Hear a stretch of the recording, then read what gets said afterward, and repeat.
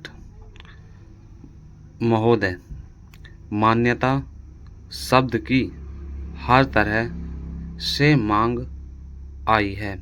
मानो कि मान्यता देने भर से ही वे बहुत सी कठिनाइयाँ हल हो जाएंगी जो बांग्लादेश के लोगों के सामने हैं, हमारे देश के सामने हैं और विशेषकर हमारे सीमांत राज्यों अर्थात पश्चिम बंगाल, असम, त्रिपुरा और मेघालय के समक्ष हैं।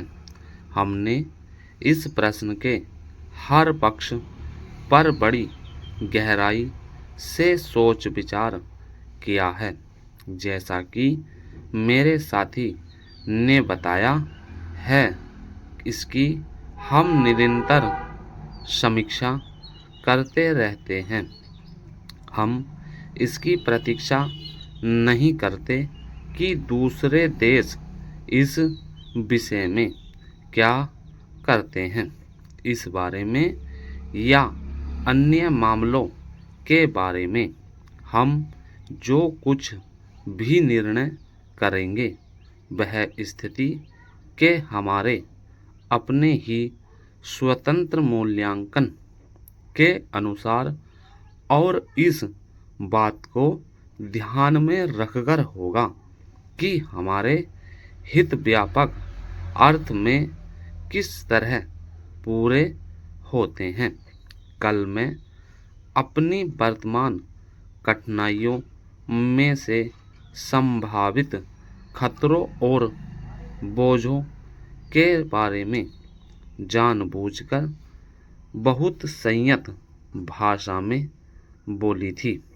वह इस कारण नहीं कि मैं बोझों या खतरों से आज या कभी डरी हूँ, बल्कि इस कारण कि मैं चाहती हूँ कि माननीय सदस्य इन सब विषयों पर गहराई से विचार करें। खतरों का तभी सामना किया जा सकता है जब आदमी इसके लिए तैयार हो। जैसा मैंने पहले कहा और फिर से दोहराना चाहूँगी कि यह समय दलगत प्रतिद्वंदिता का नहीं है।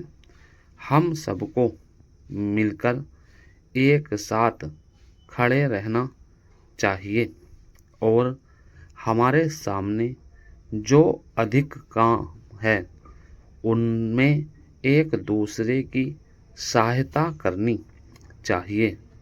सांप्रदायिक प्रवृत्तियों को दबाना चाहिए। मेरे विचार में सब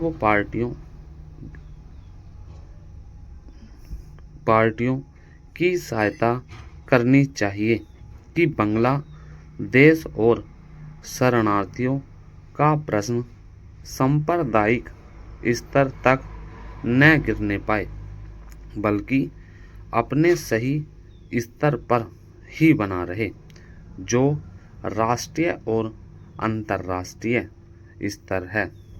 मैं इन प्रश्नों और अन्य घटनाओं के बारे में विरोधी दलों के नेताओं और सदन के अन्य सदस्यों से संबंध बनाए रहूंगी। मैं अपनी तरफ से सदस्यों को इस विषय पर अपनी बात मुझसे आकर कहने और उनके पास जो कोई जानकारी हो उसे बताने की पूरी छूट देती हूँ। साथ ही इस समय इससे अधिक और कुछ कहने को नहीं है। मैं बस इतना ही कहना चाहूँगी कि हम निराश न हों। हमें अपने और अपने लोगों पर भरोसा होना चाहिए। हमें बांग्लादेश की वीर जनता और अपने अधिकार के लिए लड़ने के संकल्प पर भरोसा होना चाहिए। स्टॉप।